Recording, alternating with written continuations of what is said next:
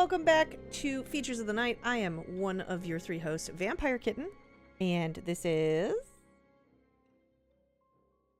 Oh, you wanted us to introduce ourselves. I see free Yes. labor. Okay, I'm Mickle. I'm Johnny. And welcome back to Features of the Night. We took a little breaky break. We did. Mostly because we're really busy. Yeah, we didn't want to. You can treat it as an extended nap because, I mean, after all, what is the topic of the day, y'all? Children's horror. And what do children love more? Well, I guess they don't because my nephews always screamed about having to take naps. So I guess we all needed a nap. That's what I'm getting. Yes. I always think it's funny that like kids always like hate naps, and as an adult, I'm just like, man, I need a nap. Like I just want one. Same. Naps are great. I once told a child when I was working at the video store, I was like, "You'll learn to appreciate naps when you get older." They don't believe us. No, they do not. And then they There's get to a that wonderful point, and they're vine. like, oh. There's a wonderful vine that Johnny quotes all the time, and it's this little kid throwing a fit on the beach, and they just start screaming, "I take a nap right here." Good night. Today we're talking about children's horror, which we were talking about it. We're like, what topics are we gonna do? And I'm like, well, I mean, children's horror feels like I feel like we revisit this all the time because of our favorite one and only Skinamarink that we cannot stop apparently talking about, which is crazy because we all hate that movie, but we can't stop talking about it. I think that's embarrassing on our part. I don't know. I think that it just shows how much it resonated with us, but in the wrong way. Yeah, like no, everyone's like, "You didn't get it though." I'm like, "No, I got it. I totally got it." What is there not to get? I want to point out something before anybody, and this is not me pulling rank or anything, or maybe it kind of is, I don't know, but I hate when people say, "You just didn't get it." I have a fucking PhD in literature. I can analyze things, allegedly. I'd hope so, at least. You know what you gotta say in those instances? Be like, "I'm sorry I couldn't bring myself to your level." I couldn't bring myself to your level. I couldn't stoop so low.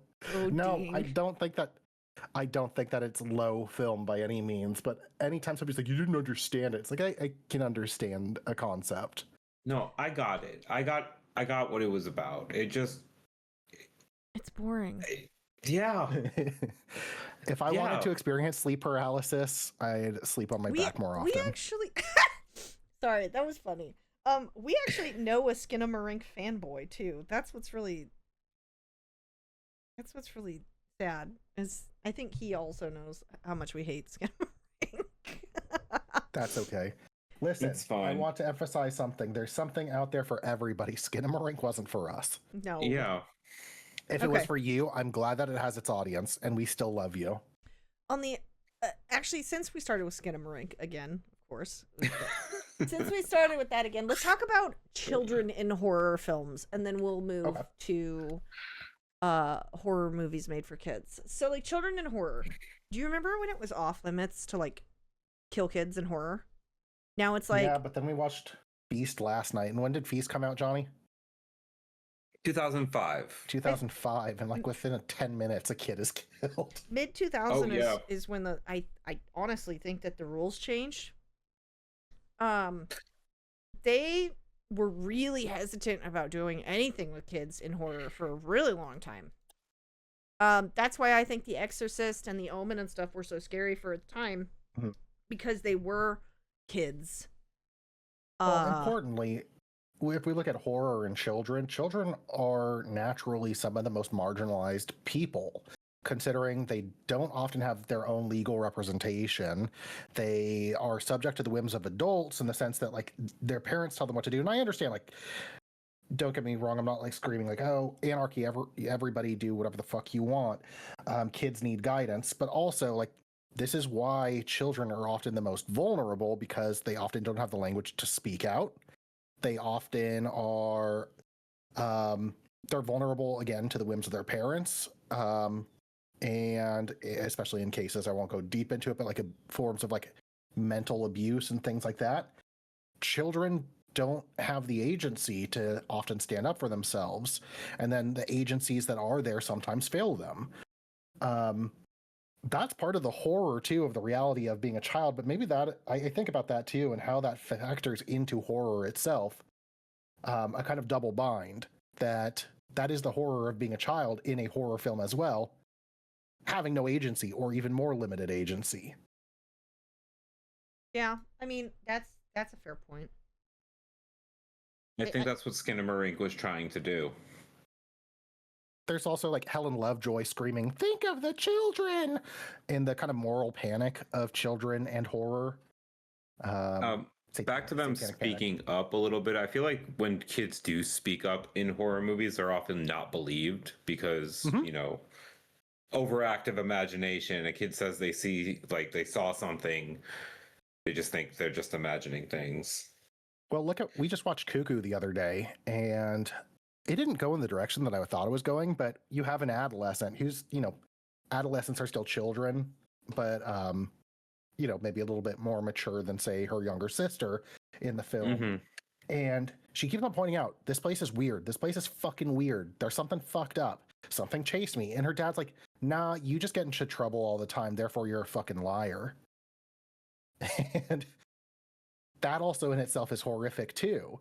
The denial of... Right. Exactly. And, you know, like we come out of a culture where, like, fortunately we weren't part of this generation, but like earlier generations, like the silent generation, seen but not heard kind of thing, and barely seen at that as well. Yeah. So how does that reflect towards something like The Exorcist or The Omen, though? Or like Children of the Children of the Corn? Well, I'm going to point out with those two films, because those are two of the earlier ones, at least Exorcist. That film had so much pushback when it was released. Think about how much people to this day argue that it is like demon possessed or haunted. And actually I guess it's a fun fact, question mark. You know how we associate Ouija boards with evil today, and like there's a whole genre of Ouija horror? Yeah. Like that's a thing.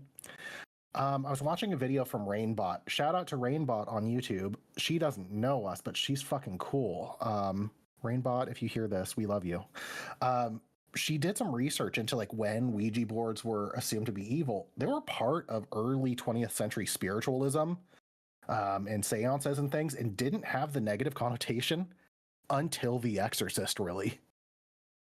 Oh, I didn't even think about that. Well, no, because we had like Witchboard and stuff, right? I was gonna say low-key, I love those movies. Or was Witchboard post Exorcist? Because Exorcist was post Exorcist. It's 1986. Witchboard? Witchboard is 1986. Okay, yeah. Exorcist was 1970. I thought it was 79. I'm looking. 73. Oh, it's earlier. I was gonna say 4. So even then, even if it were before, The Exorcist really catapulted the Ouija board into the spotlight as a tool of evil, which really reflected the social conservatism of it, like towards art at the time, because look, not long after that, we headed into the Satanic Panic. Right. And that was when it was like, and the Satanic Panic also affected children's things like Dungeons and Dragons. Weren't we? I think Mike, Johnny, and Mike's a friend of ours. Hi, Mike. We were watching commercials that didn't age well, and one of them was about talking to your kids about like heavy metal music, Dungeons and Dragons, and a bunch of like, they threw these in, and they're like, do they have a ritual dagger? Do they have a cape? Do they have a pentagram and or pentacle in their room? Talk to your child today. And so it was weird. A sincere commercial. That's so weird. Yeah, and they reference like, do they have a small little black book that they write in? This is a book of shadows, and I'm like, what if it's just a diary? What if it's just a journal? Like, I'm gonna start referring to every book I like write in as a book of shadows. I love that. I love that for you. That's a great journey. the metal music always. I'm gonna make it my personality. I love that. Thank you. We should have a book of shadows. Or we should like release a journal for our podcast that just says Book of Shadows on it, not a diary or something cute. Not Something- a diary. Is it just a diary? That, or we have a compilation of art in a black book called the Book of Shadows, and all it is Shadow from Sonic the Hedgehog with giant bar of titties. Honestly, that would appeal to a lot of different crossovers. I know.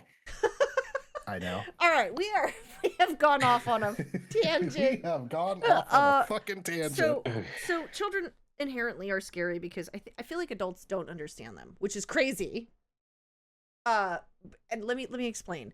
People don't understand children because they just don't understand what children are doing, and they oftentimes come off and seem very odd. Like, for example, The Omen.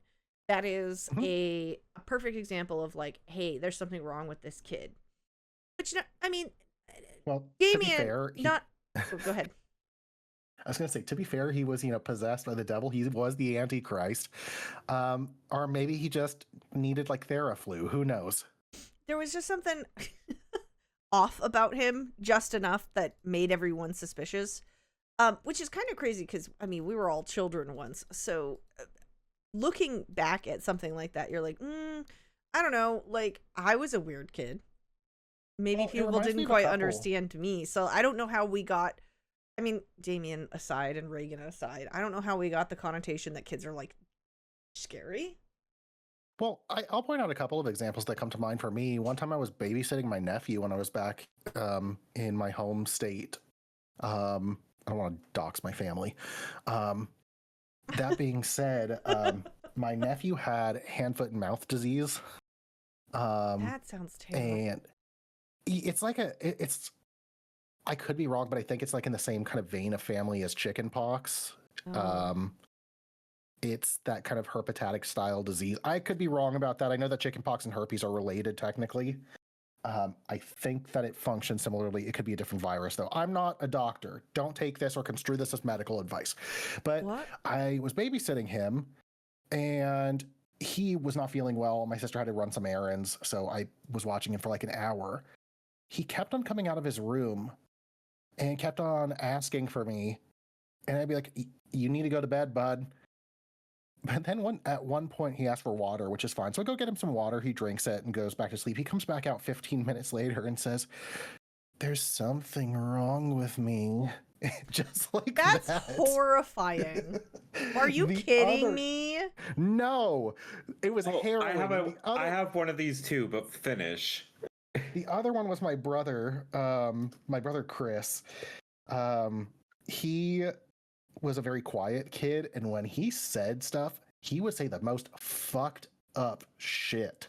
And mind you, like, this is a child who just didn't talk much, and mind you, he's well adjusted. Like, right. Today he's just but my dad had a friend who would come over, and my brother always without fail would say something weird to him. He tells my dad's friend one time, I think there's a monkey in that tree and it's gonna kill you. What? And then another time he tells my parents, last night Uncle Ernie came and we flew into the trees. My Uncle Ernie passed before I was born. Oh geez. That's creepy. So we knew about Uncle Ernie, though. Like, my parents never hid that we had an uncle. We saw pictures of him. So it's just, I take it as like a kid who latched onto a weird story and ran with it. I remember another one real quick, and I'll wrap it up. I'm sorry. No, you're I have fine. a friend whose child told another one of my friends who was babysitting, let's pretend that my dad is still alive. And my friend didn't know what to do. So a couple of years later, I talked to the friend whose child this was and said, like, hey, they said this. Like, is their dad dead? And I'm like, no, I don't know why they said that, but their dad's still alive. Oh. Just, it was like a bio dad kind of situation. So for the kid, might as well not be present. But it was just like, what a thing to say. That's okay. So I now that you've made these examples, I feel like, okay, kids are unhinged. That's why it's scary. Got it. Johnny, you said you had a story? Oh, yeah. So I used to babysit my niece when they were little. But they had this like little piano keyboard, and it was like a cat's face, and its teeth were like the piano keys. Oh, is it the one from Target? Yes. And I saw someone playing heart-shaped box on it today. oh my god. It's I guess the batteries were dying, so I turned it on because I wanted to. No. Yeah, and it just made like this like low screeching noise, and I'm like, how do you get it to stop? Like, why won't it to stop? And my niece looks me dead in the eye and says, and like slowly whispers, "It never stops." But like, just like that. And I'm just like, okay. She has trauma. There's no doubt in my mind that woke up in the middle of the night and scared the shit out of her at some point. Speaking of children's horror, okay, since we can segue from here. Let's talk about those toys. Those scary ass children's horror movies where toys come to life. Like, that is a trope that is horrifying. Demonic toys? Yeah. Demonic toys, Puppet Master, Small Soldiers, which I don't think is technically characterized or classified as a horror, but it is a horror film. Okay, wait. Honestly, I love Small Soldiers. I think the Gorgonites are adorable. And I also saw an article the other day where the director said, yes, they found Gorgon, and that made my heart really happy. Oh. But that being also, I'm said, convinced that the Gorgonites are just Draven. What do you mean? Adorable. Oh. Little dweeby, adorable creatures. Yeah, Draven would be a Gorgonite. I'll have to cut this out. But yes, you're right. That being said, though, the fucking soldiers... Holy shit! They made a bunch of Barbies come to life and they cut them all up a la Toy Story Sid style and gave them all sorts of fucking weapons and shit, and they were blowing things up and like little bombers and shit. That part of the movie is horrifying. Like all it of gave these them nuclear intelligence. Yeah, and all of these Barbies were attacking all these humans, and it was just like, what the fuck? They were all shaved and shit. It was trauma. Now that you mentioned Sid too, I think that's also an instance that we should probably talk about today. I think we mentioned this before the episode, like films that aren't horror for kids that have horrific moments. Sid's toys are fucking creepy. I mean, they're cool too. Like looking back, it's like, Slay, you made some really cool toys, like punk rock. I feel really bad for those toys. Like there's literally a pair of Barbie legs with like a fishing hook. Like a fishing You know what that pole. was? You know the pun, right? Is it's it a hooker. Oh, I never even thought about that. What? I don't know if that's canon, but someone pointed that out, and it would make sense. I mean, and Sid's that age where he would know what that is. Look at it and go, that kind of child. Yes. Yeah. It's he gives Beavis and Butthead energy. Yeah. Oh my god, he looks like it too. But, yeah, that's what I'm saying. But yeah, I think that's an interesting one too, that toys, again, if we're looking at toys, like there's whole franchises that are not meant for kids that are predicated on dolls. Like look at the fucking Annabelle series. Child's Play, certainly. Child's Play kind of, that's a crossover between like spirits and toys.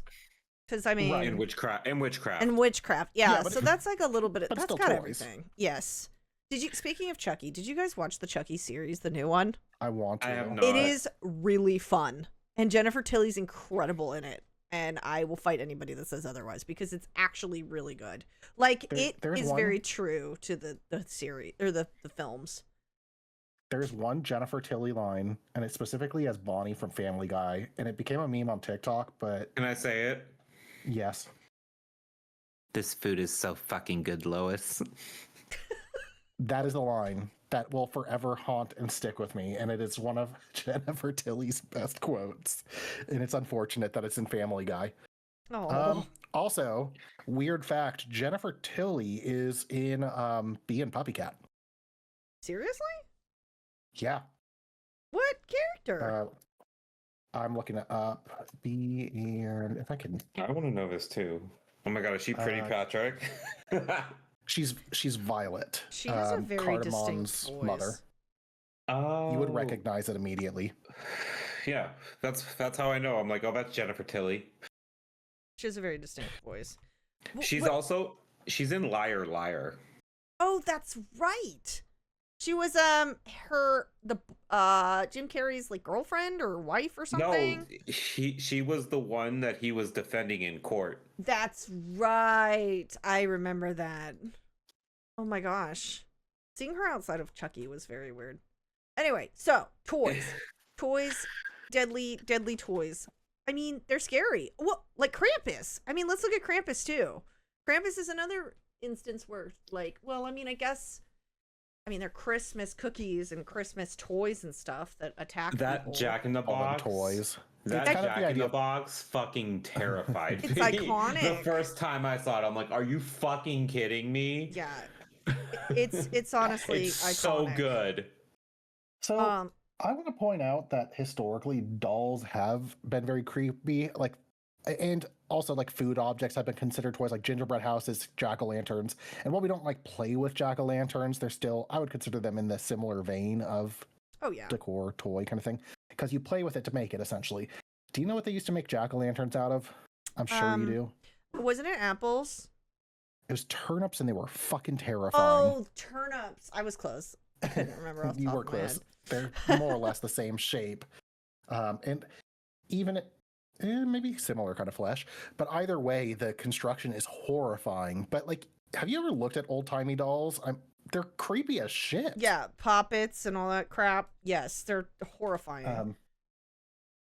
Anything that was made.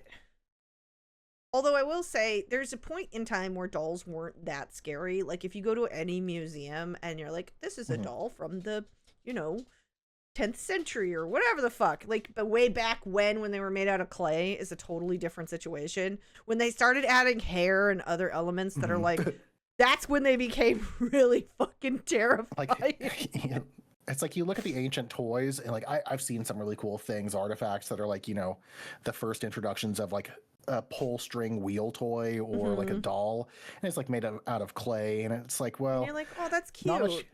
It's cute. I mean, it's not an easy bake oven, but it's cute. It's cute. There's a point though in history where, like you said, it's when they started introducing hair and realistic features. But then on the inverse too, I think it's within the Amish tradition, and I apologize if I'm incorrect. I think it's the Amish tradition that dolls cannot have faces. Is that true? We should look that up. Amish That's dolls, even no face. worse. That's terrifying. Okay, so according to Wikipedia, take it. Wait. Amish Heritage Foundation, even better. Amish dolls have no faces, no eyes, no nose, no mouth, no fingers, no toes. Why? And I'm looking it up. And why haven't we had a horror movie about Amish dolls yet? That seems like a winner. Can't talk. I know, but they can be like, well, I mean, they don't have fingers or toes. Can we get a Cabbage Patch horror movie? Oh my god, or is that just the Garbage Pail Kids? No, can we talk about the fever dream that is the Cabbage Patch Dolls birthing tourist attraction? Yes, we can. Because I feel like this falls under unintentional horror. I have been to this place. Have you really? Yes. So it is. It's fun. It's interesting, but it's a little horrifying. I don't know if you've seen pictures. So basically what it is it's a Cabbage Patch birthing mother tree. And this in itself sounds like a horror movie. Like, realistically, like, as I describe this, you're going to be like, oh, that's scary. Basically, I may have some blurry pictures of this. Mother Cabbage is a big tree, and there's a little nurse or something that births the Cabbage Patch Kids out of this tree. And Cabbage Patch Kids are already scary. They're like horrifying. I don't know why anybody thought that was a good idea. But what kind of hell do we live in that you can describe a birth out of a tree? So they like legitimately pull it, and I think there's like an umbilical cord, and it's like it's awful. And then they spank it awake, like it's like an actual birth, but from a tree. And this isn't like also saying Georgia, I think, is where this is. We're also, I found from AmishRules.com, why do Amish dolls not have faces? Modesty and simplicity. One of the reasons that Amish dolls don't have faces is because the Amish value modesty. They believe that creating dolls without facial features will encourage humility and prevent pride and vanity. That's a fair point. Simplicity. That makes sense in the context of Amish living. And the last one is partially due to religious and cultural beliefs. And this is, again, from amishrules.com. Thank you for the information. The Amish are devoted Christians. They take their faith very seriously. Like with their dolls, they don't want to create anything that could be seen as disrespectful to the human form or as a false representation of a person. They also believe that demonic spirits can possess dolls. These spirits can live through the doll's senses and interact with them and their children. I don't know. I've not heard that, but I'm not Amish, nor have I interacted with many people who identify as Amish. But this is coming from amishrules.com, so... Okay, I have a horror movie idea. You ready? You heard it here first. This is if it gets made and somebody makes it, I'm gonna be like, bitch, I thought of that, and I will come after you. Okay, ready? Amish doll horror movie set in some like rural area, obviously. The dolls somehow are little spirits, and they want human attributes because they haven't ever had them. And they somehow come to life, and they hunt the Amish people that created them. I'm thinking like that they take their eyes and like sew them to themselves. Yeah, and they take pieces of humans and they try to sew them, you know, like they take them or they somehow absorb them. That would be crazy. Okay, and here's the twist. Okay. Once they become fully doll human, because they're not going to ever be fully human, they apply for a job at Wendy's, become equally well adjusted, and live a beautiful life in the 21st century among us all. I don't know about that one. What do you mean? I think that would be for a beautiful romantic rom-com ending. A rom-com ending. So there there was another doll movie. I can't remember what it was called. They had two of them. I know we're what like happens on to them? It's almost like a doll that seems like it's a real boy. Oh, the boy. Is it called the boy? Is it Brahms, the creepy doll that in Mm-hmm. the first movie is a doll that's being moved around by somebody, and then in the second movie It's actually like actually possessed? Yes. Thus undoing the entirety of the first movie. A lot of people were pissed with that, by the way. I actually liked the boy. I thought it was really good. The second one I never saw. Well, they were pissed about the second one, the fact that it retconned everything. Because it's like you established this, and now suddenly the doll is supernatural. I've never seen either of them. I've never seen either, but I've seen commentary on it. What about this one? Also, back to the Cabbage Patch Museum. I'm pretty sure that those heads in the cabbages, I'm pretty sure that they move. Like, Ew. they're animatronics. Dude, I'm pretty sure. Are you serious? I'm pretty sure, if I remember correctly, I'm pretty sure they like move around. I hate it. But only when another Cabbage Patch is about to be born. Oh, so they're all just like attached somehow. I like to think that they're all attached via long tube-like protuberances under the ground to one giant Cabbage Patch body. Protuberance is a very big word. Tubes. I know that. Tube but... deck. Tube deck. Oh man. Okay, so dolls are scary. What else? What else is like? What else do you associate with children that is scary? Monster Under the Bed.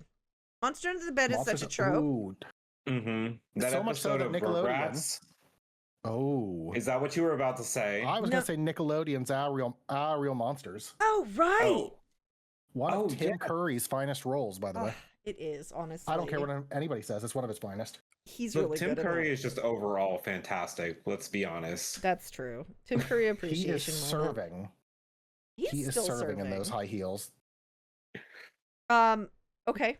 Real Monsters. And big devil horns. I mean, the whole premise of I know it's not a horror movie, but the whole premise of a lot of children's films are horror elements, like Monsters Inc. They're monsters that live in closets and they have to scare children in order to get screams to power their city. I would say a lot of kids' media is really terrifying. I think back to like Jumanji as a kids' movie. Shit! I forgot about that. That Jumanji's movie came terrifying. out on my birthday. It came out on my birthday that year. Yeah, Jumanji is a really great example of that, I think. Of like did you ever unintentional you watch horror. Him gets sucked into a board game, and then bats come out of the chimney and chase the girl out of the house. Her explanation for why he disappears too. Remember, she's been brainwashed to believe that she saw his dad chop him to pieces with an axe. It's like, yes. It was a kid's movie. But she knows what she saw when he comes back. Was Jumanji a kid's movie though? Was it? Well, there was also Zathura, which was technically a kid's movie. Which was basically Jumanji in space. Yeah. Yes. It wasn't the same though. It wasn't. No. It was the same premise, but it wasn't nearly as good. But I will point out there are like major existential crises. Spoiler alert, if you're clamoring to watch some Zathura today, don't listen for like 2 seconds. At one point, he's playing the game, and they get like wish cards occasionally, I guess. And he wishes that his brother never existed, and his brother just like fucking disappears. Yeah. I don't know if you see it happen, but you learn that the astronaut who comes back from the future, is him from a younger age, and he's there still because he wished his brother gone. Now he can't complete the game, so it's like cosmic fucking horror. Actually, because he can't even move in the game. I didn't even think about that at all. I've only seen Zathura like once. Isn't that Dax Shepard? Yeah, it is Dax Shepard. I love that man. Josh Hutcherson. So we learned today that Josh Hutcherson will grow up to be Dax Shepard. Just everybody out there. So Jumanji, just for context, Jumanji was 1995 and it was PG. It was not even PG-13. That is PG-13 scary. Did exist in that time, so yeah, because now that I think about it, so the children's movies back in the day were so much scarier. Like, because you have to think about it, there were things that we were like introduced to, like Muppets. There's a lot of scary shit that goes on with like some Muppet movies, right? We had The Dark Crystal. I mean, shit, Legend was a children's film. We had Last Unicorn. The Last Unicorn. Secret I can feel myself dying in this body. Secret of Nim, yes. Secret of Nim is horrifying. But that wasn't Secret of Nim any sort of John Bluth, right? Was it John Bluth? Don Bluth. Oh my gosh, I'm so embarrassed. It's okay. You're only off by one letter. You're good. This is where the magic of editing comes in. It's fine. I will be embarrassed for that one. I've earned it. So, Don Bluth did The Sorcerer's Apprentice. Land Before Time. The Dragon. Let's see. Cool World was pretty intense. He was an uncredited animator. The Black Cauldron is actually terrifying. Oh, yes, it is, and one of my favorite animated movies. I think we can agree that Disney horror in general was terrifying. Was The Black Cauldron Disney? Yes. Yep. And then there was also The Secret of Nim was one of them. Horrifying. Let's see. I'm trying to go through the rest of what Bluth did. He did a bunch of others, like Sleeping Beauty is pretty scary. The Sword in the Stone. American Tail, Rockadoodle, Pebble and the Penguin. I love Troll in Rockadoodle. Central Park. Sorry. That's terrifying shit. Sorry. I'm just rambling off his movies. I watched a lot of his. Didn't he do Land Before Time? Yeah. Did he? I think just the first one, though. Produced by, not the 33 and a half that followed. Oh my god. Actually, I'm looking up how many Land Before Times we have. Give me just a second. But can I make an offhand comparison that just dawned on me? Yeah. Jumanji is just Wishmaster for kids. Let it sit for just a second. Jumanji is just Wishmaster for kids. I mean, kinda, yeah. Ish. What was the one? The Page Master? That one was also pretty scary. Oh, that one fucked me up. It's a great movie, but it's terrifying too. I'd like to revisit that one, actually. I think that all of this stuff is like unintentionally scary. Because like when we were kids, right, in the 80s and 90s of kids films, even before that, even the like 70s, things were pretty scary. Like, and like monsters and villains were truly evil. They weren't like tiptoed around. They were like, hey, this is a threat to your existence and it needs to be stopped. And that was the basis of most of the children's fairy tales. They're fairy tales. They're basically Grimm's tales. You know what I mean? By the way, there are 14 Land Before Times plus a TV series from 2007. I didn't even know there were that many. Why did we 16 was the last one. I found out that Don Bluth is still alive. Good for him. Bless this man. He brought us so much joy. And trauma, but joy mostly. It's probably mostly trauma. I wanna bring up another scene from a kid's movie that was kind of horrifying. The boat scene in Willy Wonka and the Chocolate Factory. I was actually gonna suggest talking about that one. That's fair. That whole movie is a fever dream. That movie is. It really is. That movie is a lesson in listening. To and this not very being day, a brat. To this day, I still get excited. I still get this moment of joy when Charlie opens that chocolate bar and sees that golden ticket. To this day, I don't get any joy. Grandpa fucking Joe, that mooching son of a bitch. Fuck Grandpa Joe. If you go and look at online discourse about Grandpa Joe, almost everybody hates this motherfucker because it's shit like you didn't realize as a kid. So I'm gonna sleep in this bed for 30 years and make my child or daughter-in-law, I don't remember which, I'm gonna make her make sadness stew or whatever she's making for dinner. Cabbage stew. Same fucking thing. And then Charlie gets the golden ticket and Grandpa Joe's like, oh, fuck it, I'm getting out of bed. Let me wipe the shit crusted from my sheets off me now. And let's go to the chocolate factory. Also, Charlie, you should go steal shit. Charlie, I'm your good moral compass. Go steal shit. Yeah. Well, I'm sorry, I'm trying not to laugh. Speaking of Charlie and the Chocolate Factory, so these are all movies that were based off of books that were really scary. Like it's Roald Dahl, right? He wrote Roald Dahl, yeah. James and the Giant Peach. James and the Giant Peach is also I have a love-hate relationship with James and the Giant Peach because my brother would watch 3 movies, and it was George of the Jungle, James and the Giant Peach, and like one other that I can't even remember right now off the top of my head. Wait, George of the Jungle, like with Brendan Fraser? Yes. Oh, God. So I haven't like seen that movie in years. I can probably recite these movies to a T because that's all of my siblings ever watched. Like I feel that way with the first Shrek. It makes me sad because James and the Giant Peach is really very good. It is a I think it's better than Nightmare Before Christmas. And I know that's probably an unpopular opinion. No, you can't say that. Sorry. It's Halloween, and the people from Hot Topic are going to get us, VK. There's crossover because Jack Skellington is in James and the Giant Peach. I think I remember that vaguely. There's a scene where like the Peach drifts like way north, and they end up in like freezing waters, and they have to go into the shipwreck. There's like bones on the shipwreck. He is the sea captain. Right, it is and he's Jack got a Skellington. Beard. Yes, like it looks like it's like a clipped-on beard, but yes. Yeah, I remember that. I'm a freelance ghost ship captain when I'm not stealing and appropriating holidays. Another fun fact: Jack Skellington's also in the first Beetlejuice movie. Really? Yes. When it's towards the end when he comes out of the ground and he has like the carousel on his head. Oh. At the very top of the carousel, like the little Jack's on the tippy top. Yep. Yeah, it's his head of the parasol with his face. Yep. I remember that.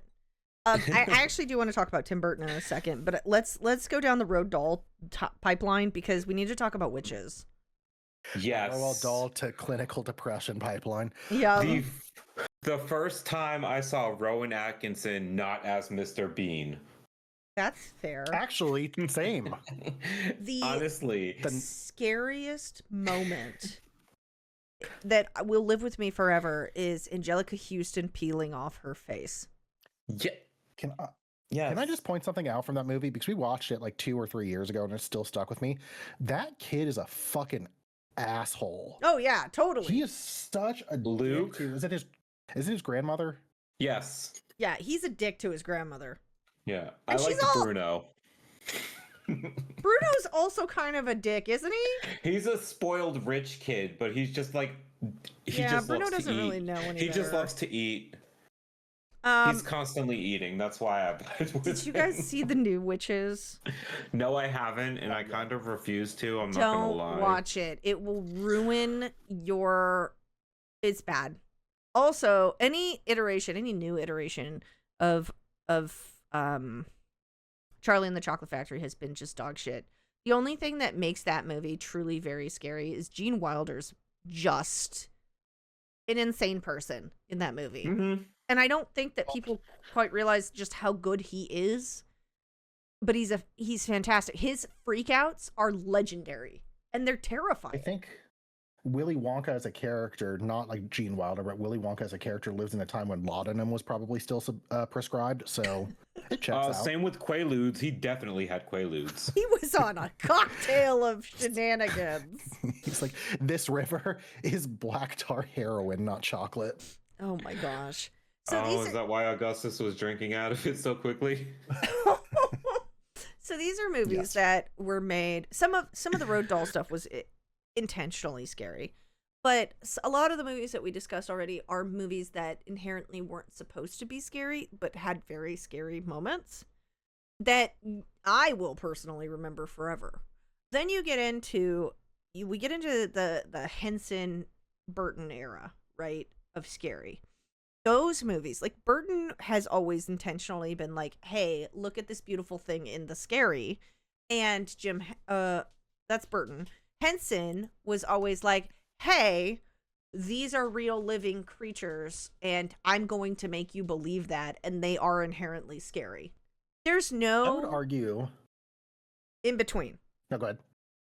I would argue that Tim Burton, and some people might disagree with me on this, and that's okay. I would argue that Tim Burton falls in a similar vein as Edgar Allan Poe, finding the beauty in the horrific, finding an aesthetic of the grotesque as beautiful. And that probably isn't by any means a controversial statement about the aesthetic of Tim Burton, but I'm thinking particularly too of, like, I know this isn't a kid's movie, but like the visuals of Sweeney Todd, right, are very like picturesque, and they're very... like, it's a very strong sense of cinematography, but also like the subject matter and the characters often inhabiting these worlds. Like, it's a hellish nightmare of a world. Even something as simple as like Edward Scissorhands, like you're in a utopian suburban society that's past like a world of pastels when you have Mr. Monochrome come in with fucking scissor hands. I love that you said that, because that was going to segue me into the next conversation. I went and I saw Tim Burton's exhibit at MoMA a few years back. It's traveling right now. But Tim, they actually just express his feelings growing up as a weird kid in Burbank in what felt like a suburban, like, nightmare to Tim, but utopia to others. During that time, he was commissioned to do like art pieces for the city and blah, blah, blah, blah, blah. But they always had a lean towards being a little bit kooky spooky. What's really interesting about that is he is these characters. So the way that he expresses, say, Edward in the suburban, what seems kind of nightmarish if you actually look back at it, he doesn't fit into that space. And that is actually from the museum, from what I got, is a commentary on Tim Burton's upbringing in living in Burbank when he was like the weird kid that nobody quite understood. Eventually, he got his break, and that was Vincent with Disney, and they gave him a chance. And I think that they weren't going to originally give him a chance, but I'm glad that they did, and that's now why we have so many Tim Burton movies in Disney films, because they fund him and they know he basically prints money.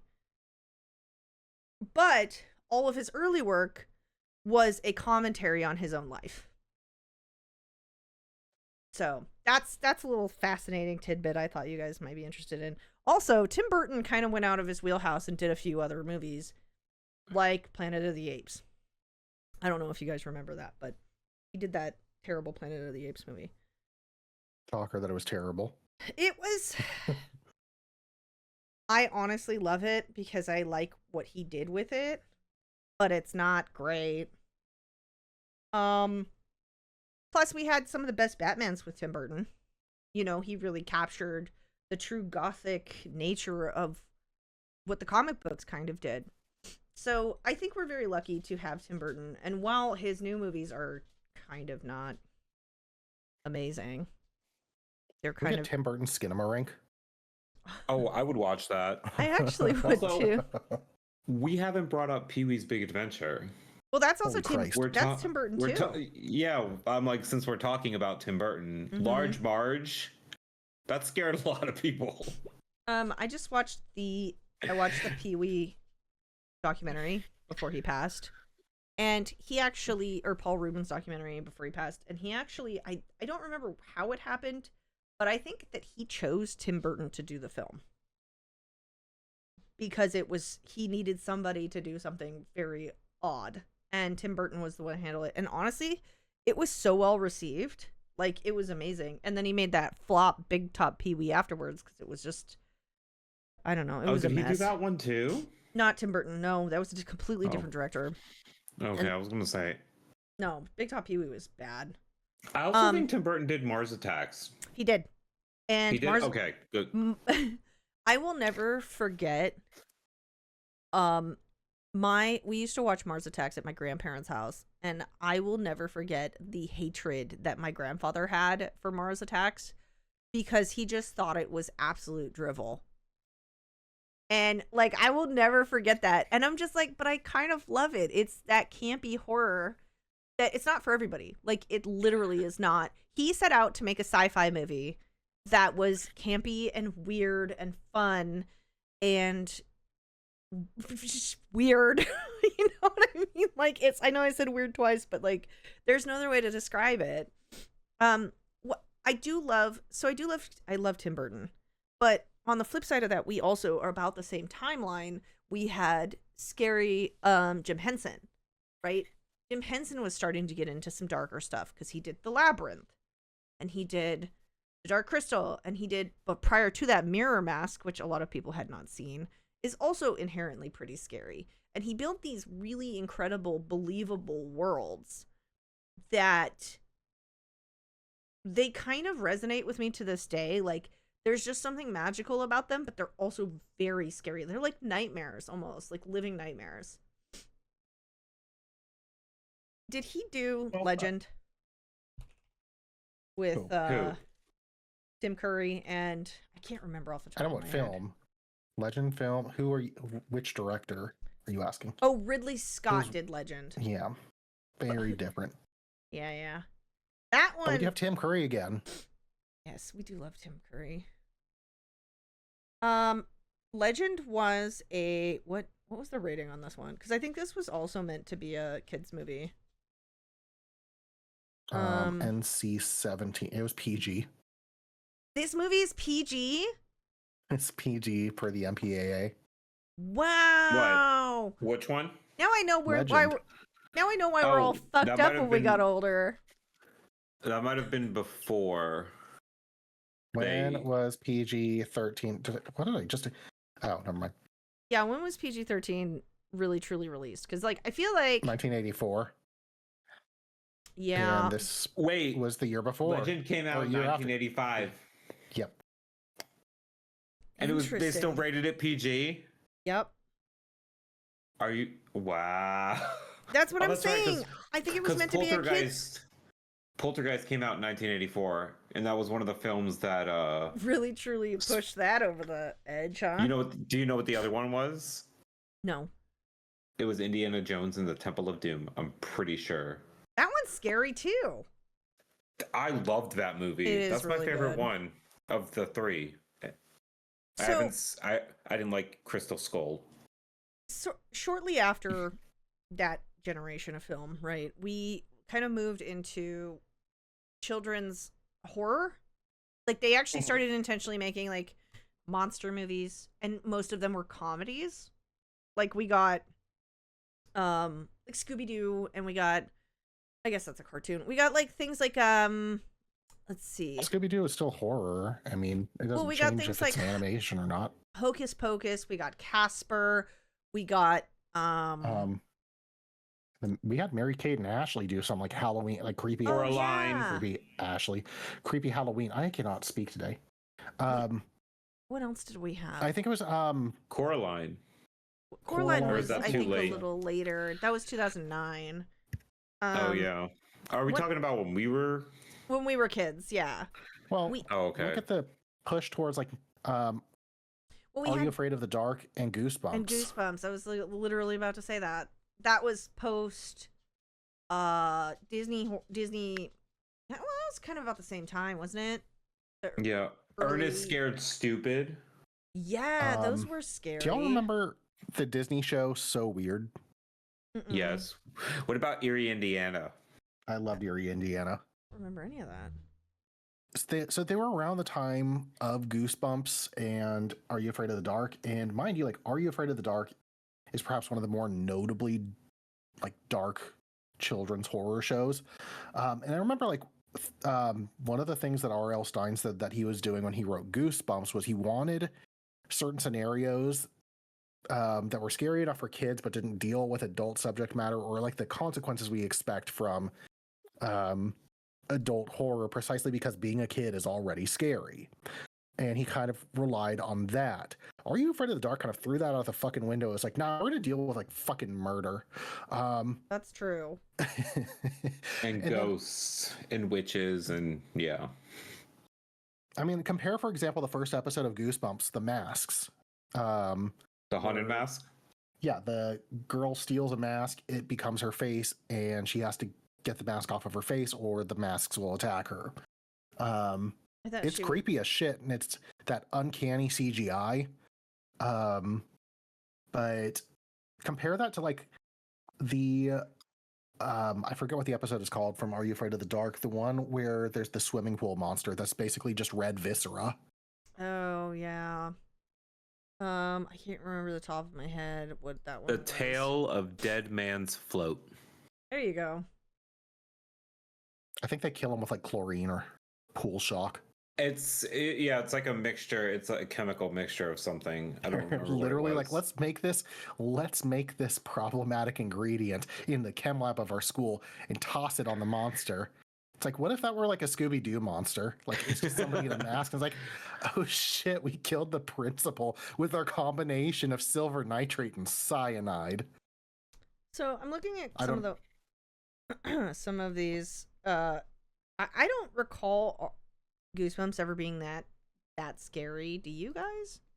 There are some. I watched. Shout out to another YouTuber, and I think you've watched her too. Pushing Up Roses. Oh, I love her. I do love her I'm too. sure you probably did. You get into her because of the FMVs? Yes, because I love FMVs. I knew it was because of FMVs. I love them. We should probably talk about FMVs at some point as a special episode. But that being said, I started watching her because she was commenting on our particularly Goosebumps. And there's one episode with Tia and Tamara. Right? Tia and Tamara? Yeah. Yes, The Tale of the Chameleons. Yeah. Sorry, I right. watched Mind this. you, Yeah. Mind you, they buy a lizard. It's not a chameleon. Yeah, it's like an iguana. It's an iguana. It's an It's an iguana. But the whole thing is like a changeling situation where if you do certain steps, you become the quote unquote chameleon and the chameleon becomes you. And the ending tells us, it's not even hinted at, like it shows us on camera that they've mixed up the swap and the person who's walking away from the well is the chameleon, Yeah. meaning that the girl is trapped, drowning as a lizard at the bottom of the well. That's horrifying. That is pretty scary. But that's a pretty scary one, but I think it's a later one. But Goosebumps tends to be much campier. I feel like Are You Afraid of the Dark really leaned into horror, where Goosebumps is like what you'd expect from like a pulp comic book. Right. It was a little bit more subtle. Speaking of pulp comics, Creepshow. I think Creepshow originally was a comic book meant for like scary tales. Like that was kind of the earliest, I think, that we had of like spooky comics, wasn't it? I'm not sure, but that genre, like it reminds me that there was a cartoon version of Tales from the Crypt. which also really leaned into horror because they're like, we don't, when it comes to children's horror, we don't fuck around. You will be traumatized. So going back to, we had classic comics, which was like Dr. Jekyll, Mr. Hyde. We had Terror Tales. Okay. We There's had a fascinating history there too because of the Hays Code. I can't quite remember, but they had to work around certain bannings of certain words to be able to market their comics. So I vaguely remember that being something. Batman, Detective Comics fought like vampires and werewolves and mad scientists and stuff. There was something called Eerie Comics, Amazing Mysteries, and then there was the Comics Code Effect, which is what you're talking about. They had strict guidelines. The Comics Code Authority, yeah. It's tied to the Hays Code. Yeah, Hays Code is film. Comics Code Authority is tied to comics. They both served a very similar purpose over a moral panic.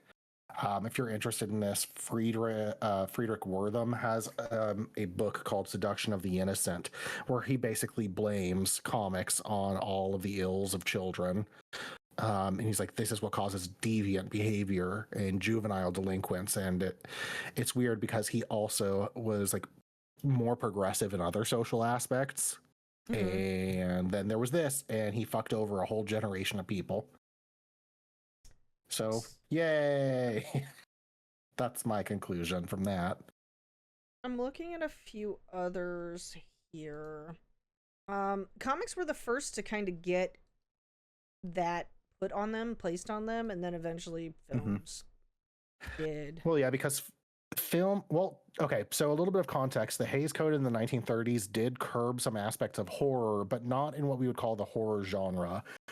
In particular, I think of Betty Boop cartoons, and because I've taught a course on this, and one of the things that we saw in early cartoons, particularly from that studio, and I need to look up, I am blanking on the studio name, but Betty Boop Studio is Fleischer Studios, Max and Dave Fleischer. Especially the episode Bimbo's Initiation is seen as one of the most horrifying cartoons, especially of the time, because one of the things that we talked about in my class was like the whole scenario, like the whole background becomes a character, and even the world itself is alive. And it antagonizes this character, and the character is completely out of control of his circumstance to the point that he's almost killed multiple times in this hazing ritual. And this was a kid's show.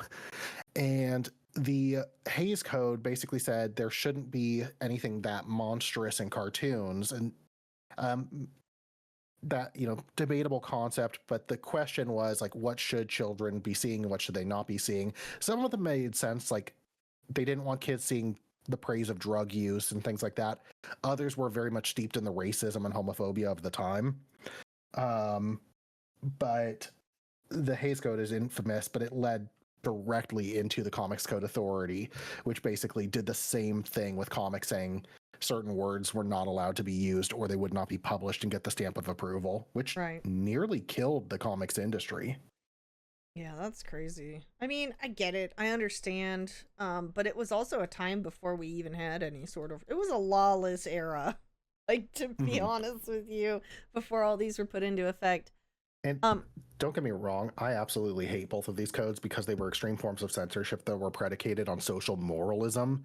They basically argued that, like, people who see film and people who read comics are so fucking stupid that they can't think for themselves or critically think, and they're bound to reenact everything they see on the screen. Some of the things made sense. Like, one of them in the Hays Code was, we don't want, like, in films where like crime is depicted, if they're robbing a bank, we don't want you to show how they rob the bank or accurate depictions of that. And it's like, okay, yeah, we don't want films to be a how-to guide. Like, it would be a weird thing to have a how-to, like a film with a how-to make crack. Like, there's an obvious reason not to do that. But a lot of it stemmed from moral panic. And like I said, steeped in racism. You weren't allowed to show marriage between races. Like, that was, I forgot about that. I always forget about that. It was immensely racist. And the Hays Code, like I said, fed into the Comics Code Authority. They're not identical for obvious reasons, but they're steeped in, again, moral panic and prejudice. And that's the legacy that we have of them. I am looking through a list of other children's horror or scary films from back in the day that were rated PG, PG-13.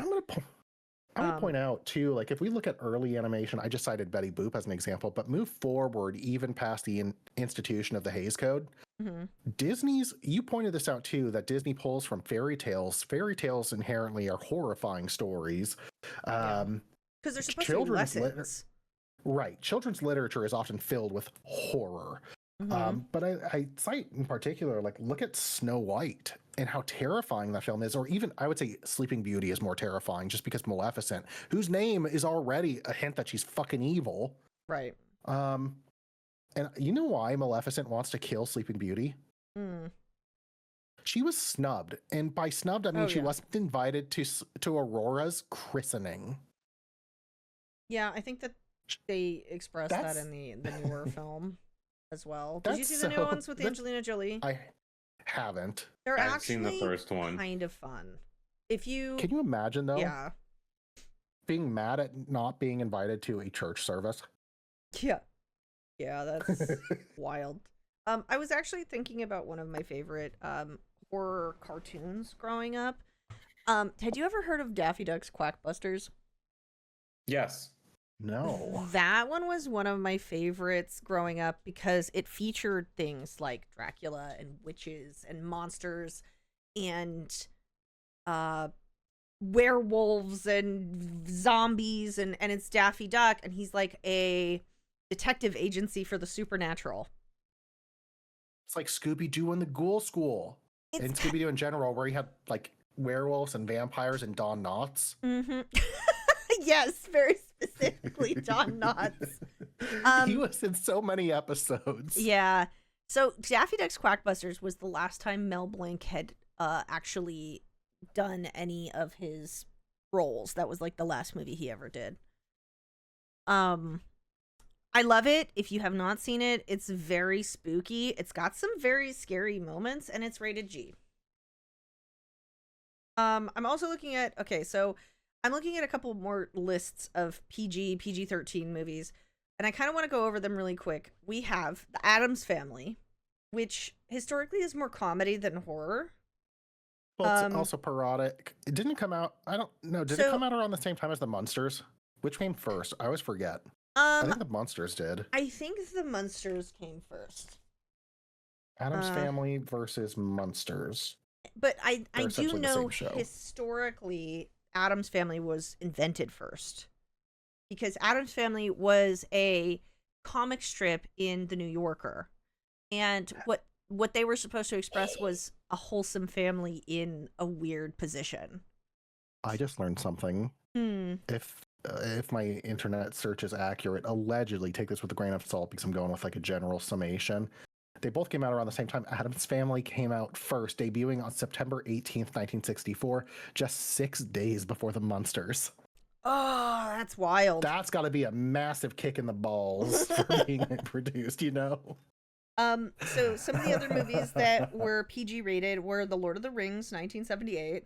We had Ghostbusters, which was PG. That movie's kind of scary. Which also led into a cartoon series. Yep. And a second movie. Jaws was actually PG. Jaws was actually a reason why a lot of people didn't actually want to go swimming in the ocean for a really long time. We also have things like Beetlejuice, 1988. I know we kind of talked a little bit about that, but that's PG. I feel like we kind of glossed over the obvious ones because they're pretty obvious, like the Addams Family and the Beetlejuice. Like they were intentionally made to be spooky, but they're not spooky, if that makes sense. Although I will say Michael Keaton has his terrifying moments in Beetlejuice. Like he can be a lot, and he is actually very scary. Point out a cartoon that is there more on the list? Well, Poltergeist is PG. We talked a little bit about that. That doesn't count. The Muppets did. There are real skeletons in that fucking movie. Yeah, the Poltergeist. Yes. Yes. We had a 1949 G version of The Adventures of Ichabod and Mr. Toad. Let's see. Little Monsters, 1989, is PG. That one's kind of Howie scary. Mandel. Yep.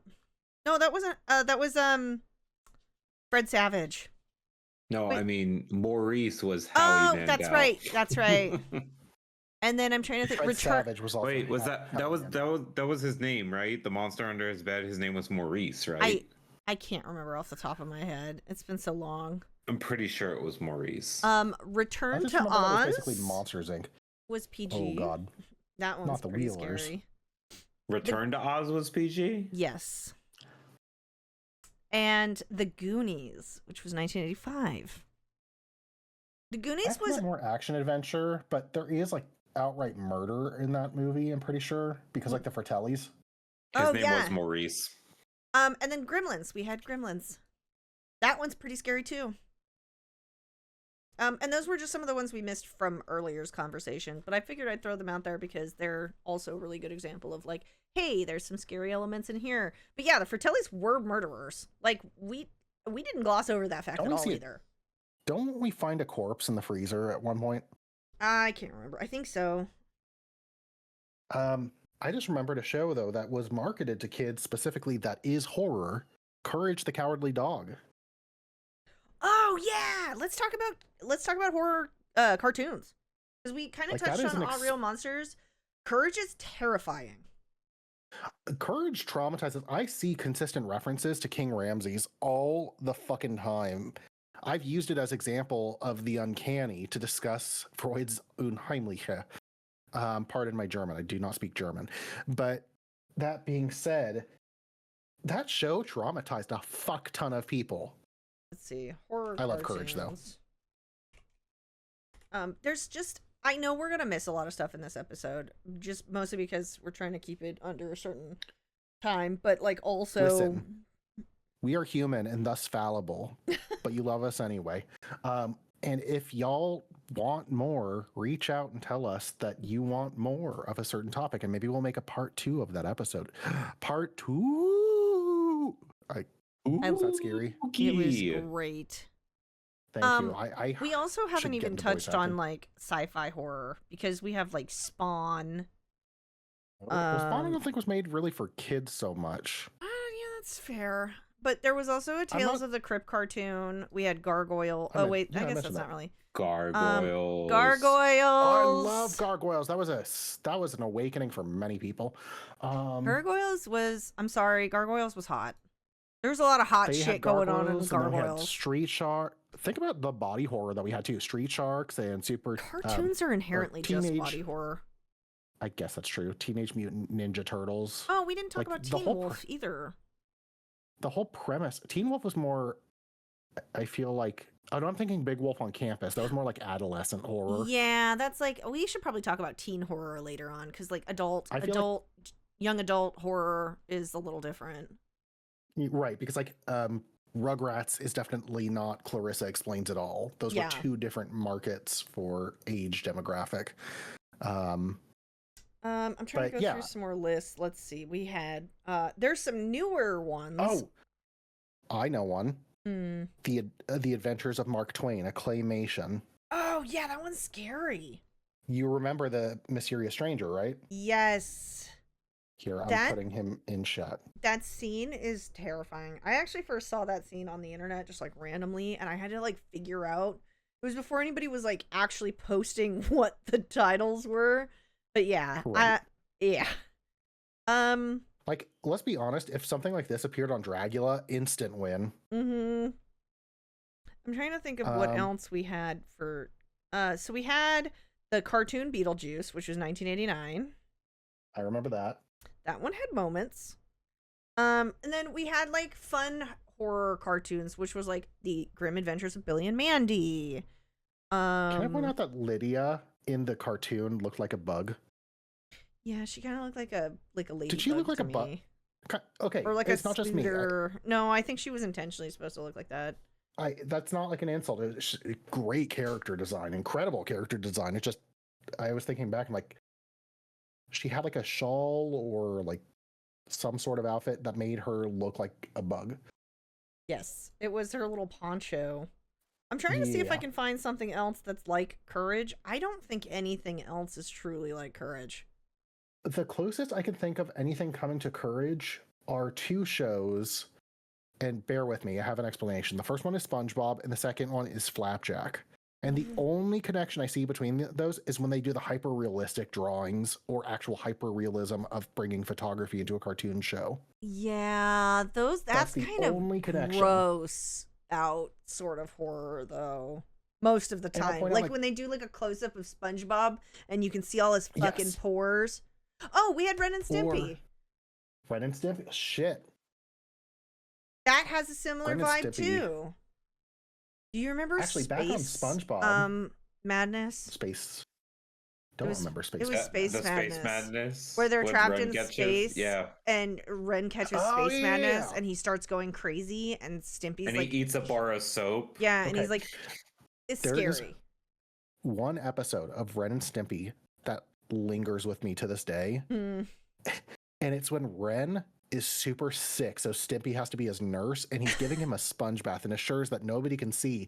And it cuts over to the window. There's a horse and two people looking in. They look disgusted, and they're drawn like hyper realism. Yes.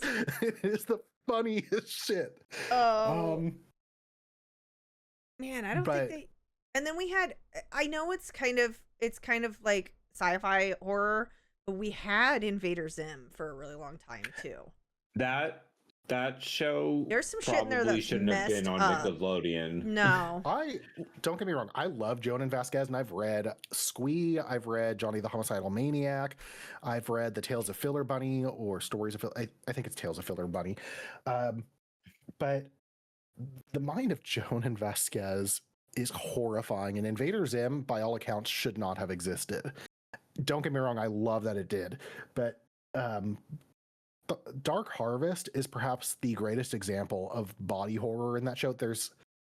He steals organs from other children. Yeah, and he puts them in his And body. replaces them. He replaces them with other things. Yeah. And then the body horror, there's one episode where Isn't he there like a girl that's a toaster and like he just puts random Yeah, shit in the children? He like takes her liver and gives her a toaster instead or something like that. Insane. he replaces a woman's brain with a soda can, and she answers a phone and her mouth just fizzes out with soda. Oh, I thought she bawed like a sheep too, didn't it? Or was it just the soap?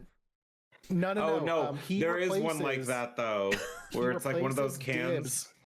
He replaces Dib's either vocal cords or lungs with one of those toys. Oh, that's what And when the nurse goes to check on him and he moves, she freaks the fuck out because there's something terribly wrong with this kid. Yeah. Oh my gosh. The other episode that always horrified me, there were two. There's one where he replaces this kid Keith's eyes with robotic eyes, but you see in silhouette the robot ripping out the kid's eyes and installing the new eyes. And that for me left like an indelible impression in my mind. And the other one is Dib slowly turning into baloney. Oh yeah, that that's one. a It's a wild great episode. one. But the whole idea of having no control over transformation of your body, especially as a child, was terrifying to me. Actually, And Invader Zim did that a lot. yeah, they did do a lot of body horror, didn't they? So, but and then what I think is fun about the amount of body horror that's in Invader Zim is fascinating, and I don't know how they got away with as much as they did. But on the flip side, Courage was horror that could not be controlled. It was external forces that were, and they were all in their own right, something very odd that like stuck with you forever. Well, Courage went there, and part of it is some theorize that it's the perspective of a dog looking at the world as a dog. Right, and that's everything's a theory, scary. and I think that's interesting. I don't know that the show directly supports it, but the idea is interesting. But there's one episode where they outright approach domestic abuse as a subject matter. Mm-hmm. I don't know if the character's name is Kitty or if it's just a cat. It's but she cats. constantly is it cat? Was it the red cat? Cats is the antagonist. I'm talking about a different one. It's this cat who was dating like this dog that was abusing her, and she runs away. And because her dog boyfriend was abusive, she takes it out on Courage. Right. And she hits him, she mistreats him, and says, like, all dogs are evil. And the turn at the end is when she's reunited with a friend because of Courage, and she realizes not all dogs are evil. Right. She had she was basically reenacting her own trauma and taking it out on Courage. But that is not, like, that is very deep psychological shit. Yeah. Like, that's horrifying. And that's horrifying too because it's real. I mean, as much as Courage could be real, but no, you're absolutely correct on that. Let me ask you. Go ahead. No, you go ahead first. Well, it's a subject that it's worth discussing, and putting it into a children's show is very bold. Yes. I'm glad that they did. I really appreciate them for tackling stuff like this. And children are witness to these things. I think that's the thing that a lot of people say. Like, they pretend that, unfortunately, children aren't witness to this. And when children are seen, like, I think of Hey Arnold for tackling issues like alcoholism, domestic abuse, addiction. Yeah. And Hey Arnold, while not a horror, I'm just using it as an analog, tackled very real subjects to show kids go through this shit. And they can talk about it. Right. It gives them a language to talk about it. That, I think, is part of the importance of it too. But Courage also went to places that, oh my God, there was one episode. I'm an insomniac. You know this about me. I struggle with sleep almost any given night. And even when I sleep, I'm tired. There's an episode, Jesus, where one night Muriel is sleeping, and I think the Sandman comes or something and steals the sand from her eyes. Yes. And she can't sleep for weeks. And you see her as she is fucking miserable. And Muriel is like the sweetest character, except that one episode where she's turned into a baby and she's an asshole. But she is the loveliest human being in the show. To see her tortured, double pain, because really I hated seeing Muriel in that position, but also as an insomniac, I was terrified that something like that could happen to me as a kid. I can't sleep. What if this is because somebody's taking the sand from my eyes? What if this is because somebody is taking my ability to sleep away? What if I'll never be able to sleep again?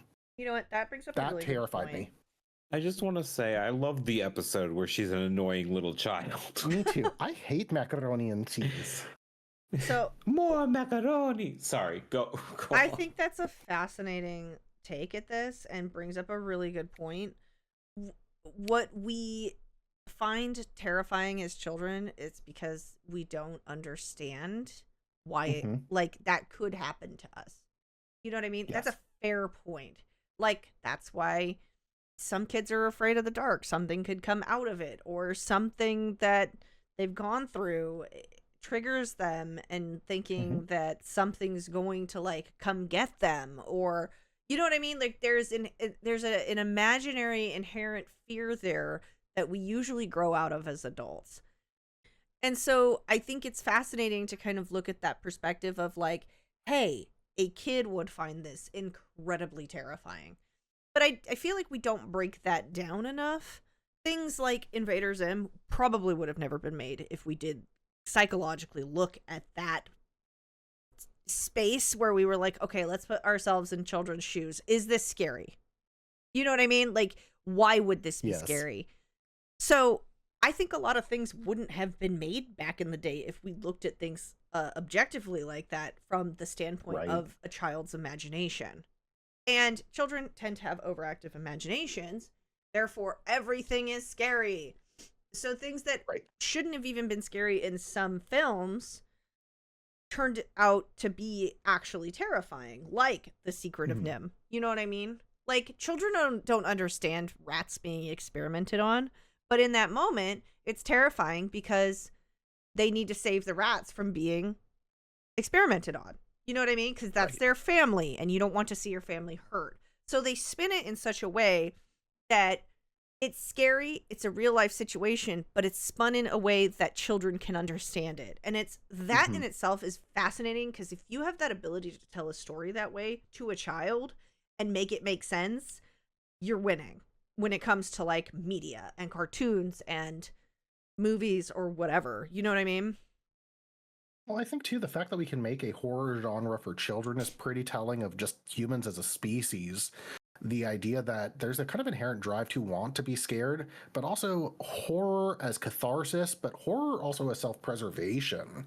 I think, like, take for example that series, Scary Stories to Tell in the Dark. Yep. I mean, I didn't grow up with it because I don't know that my parents would not have purchased it for me at the time. I contextualize this with my mother went through a phase at one point where we weren't allowed to watch the Smurfs, even because she was opposed to it because it portrayed magic. It was a very, very constrictive time of my life, we'll say. But that particular horror, and I realize too that that's a particular vein of horror, but it is kids horror. And I realize it's some of the stories are kind of kooky. It almost reminds me of Shel Silverstein. My God, I can't talk today. It reminds me of Shel Silverstein. If Shel Silverstein went a little bit more gothic. So, speaking of like an author, I want to sidebar here really quick. Do you ever remember In a Dark, Dark Room and Other Scary Stories? I do not. I don't know that. Okay. There was this story in this book from when I was little, and I will never, ever truly forget it. It was a girl who always wore a green ribbon on her neck.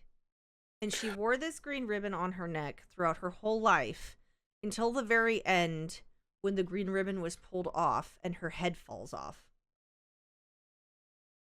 Like onto the floor. See, now I have heard this story, and but growing up for me, it was a red ribbon. I have also heard this story where it's a locket. Oh, no, it was the green ribbon for me. And I just shared it. I've seen this picture, yeah. But as soon as you said and her ribbon, name was I'm like, and her name was Jenny, and she wore a green ribbon around her neck. I don't think we had a name for her. I just think she was just like the girl with the ribbon or something. Yeah, I just remembered that. That is a story that I will never forget. Like, that is one of the first truly horror stories that I read where I was like, oh, cool, her head fell off. That's scary. You know what I mean? I was tiny. I have seen this image before.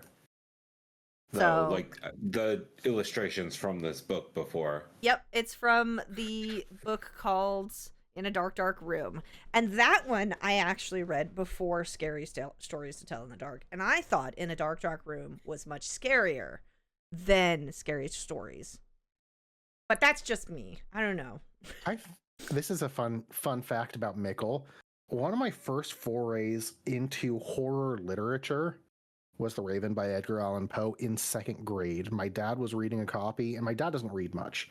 But when he does, like, he has what I would call very good taste in literature. Like, he reads stuff that's actually, like, at least for me, like, it's stuff that I really enjoy too. I would say I read more widely precisely because of my field of study, but he had a copy, and I remember very distinctly, it had like a very humanoid raven on the cover, and he lent it to me.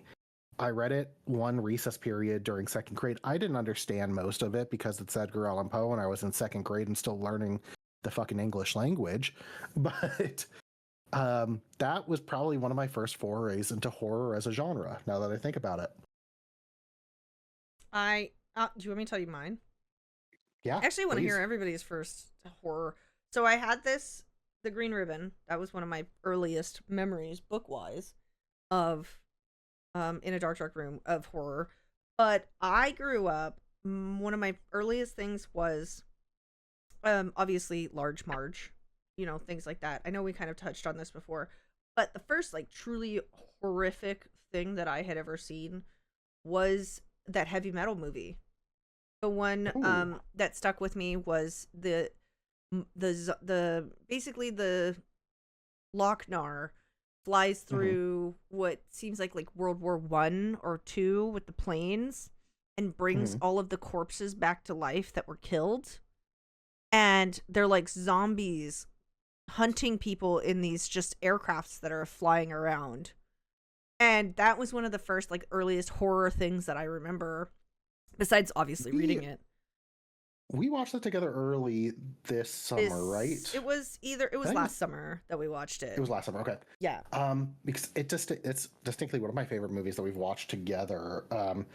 One of the things of the animation, you know how when the Lochnar comes in, like the dad walks into the house with the Lochnar and the suitcase opens it and he's instantly killed. Yeah, it, like, and it talks to the girl. Mm-hmm. Her look of pressing against the wall in sheer terror is one of the best animations of terror I have ever seen. Oh yeah, Heavy Metal is incredible in expressing emotions. It is incredible, and it's that's probably why it stuck with me for so long, because it has moments of melt and fear, and like, not all the stories are scary, you know, really truly. I mean, I think they're meant to be, but they're really not. But there are moments that are very scary. Yes. So that's one of my earliest ones. I mean, besides the obviously, you know, Tim Burton, Pee-wee's Big Adventure. Crypt Keeper scared the shit out of me. I literally couldn't even hear the intro theme song. I'd start crying when I was a kid. And then my other one, television-wise, was The Twilight Zone. It was the episode with the thing on the plane. The thing on the wing. The movie? Was it the movie? Oh, well, you're talking. Yeah, I'm talking about the series. Was it? I think it happens multiple times. But it does. It's one of the ones that's in the movie as well. Pretty consistent. Yeah. I remember the child who wills people to the cornfield being very unsettling. Because they like concede to his every wish. And there's just that guy pleading for somebody to kill him. It's like where children are the horror, the other way around. But I remember he's pleading and he gets turned into a jack-in-the-box and then willed to the cornfield. Oh, that's right. It's like, that's shitty. There was a Johnny Bravo episode about that. He's babysitting some kid and he keeps getting willed, I think, to like the cornfield, and just keeps on running back to the house. There's something to be said for horror that influences cartoons. Yes. Like when they do like an homage, the kids don't know that it's an homage. They do it a lot. I'm pretty sure they reference it's either Apocalypse Now or directly Heart of Darkness in the Rugrats. They go to I think Chucky accidentally gets pulled into a chair dance at a Jewish wedding. Oh yes. And he said, and they asked, what was that? And he says, the horror. And it's a reference to the line, the horror. Yeah. And it's like, why is this in this? Like, Apocalypse Now is not a kid's movie. And nobody's reading Heart of Darkness who's watching Rugrats. Right.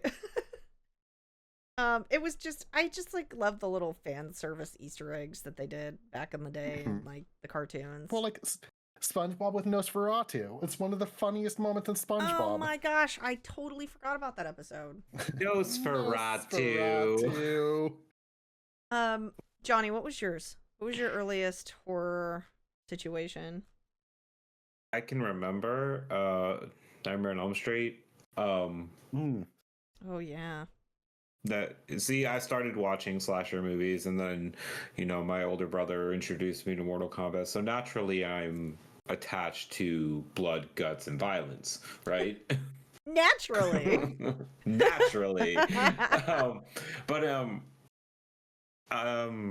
In terms of like, I just remember because my sisters were having a sleepover with their friends and they were watching scary movies, and I remember they were watching A Nightmare on Elm Street, and then the other one was I think it's called Shocker, and this guy this like mass murderer gets like electrocuted, but he somehow still lives, but like through the power lines. Oh, and he still kills people like with electricity. I want to say it's called Shocker, but yeah, and I kind of like snuck out of my room and watched these movies while my sisters were like sleeping because they fell asleep with them all. So okay. And then for like kid thing, Are You Afraid of the Dark? I'm just trying to think if there's any. Or were there moments in children's movies that actually scared you? Like, other than Large Marge, because that's kind of the obvious. Oh, you had mentioned Ghostbusters earlier, the opening scene in that movie. Actually, that is pretty scary. With the ghost? Yeah. Yeah. The one in the library? Yes. I'm trying to think of other ones we haven't really talked about, but I think we kind of covered the bases covered on a little bit of everything, yeah. I will say, though, that the Are You Afraid of the Dark episode that scared me was not the pool one. It was the Ghastly Grinner, which is funny because that's the comic book one. Really? Which I didn't find scary. That's the one that scared you? I think for me, to be honest, I remember watching it as a kid, and I think I was sick. Like, I had a high fever, so that may have, like, something. But all I remember is, like, you know, them being on the bus, and, like, the bus driver, like, turns his head, like, all the way around, and just blue goo just falls out of his mouth. I don't know. Yeah. Like... Your bus driver didn't do that? No, my bus driver did not do that. That's probably for the best. Then there would have been something really wrong with him, I think. I think we've covered pretty much everything. And we're... we've covered every single bit of child's horror media. Yeah. Don't come for us because we have talked about everything. All of that's not true, but we've covered a good deal. At least for the duration of a podcast like this. And I will say again, if you want us to talk more about a subject, tell us, because we would love to. Yeah, tell us. Yes, tell us. And with that, do you guys have anything else to say this evening? Life is scary. Embrace it. And I don't know, go get a Freezy Pop out of the freezer. You'll be fine, baby girl. Chill. All right. Well, with that, we would love to hear your favorite children's horror movies when you were growing up. Let us know in the comments of anywhere you see this pop up, and we will talk to you next time. All right, guys, you have a great one. Well, please subscribe. Don't forget, we are streaming on every platform that you can find most streams. So YouTube, Spotify, so on and so forth. And we are syndicated through like iTunes and everything else. And we will talk to you next time. Bye, everybody. Bye, Z's. Bye, everybody.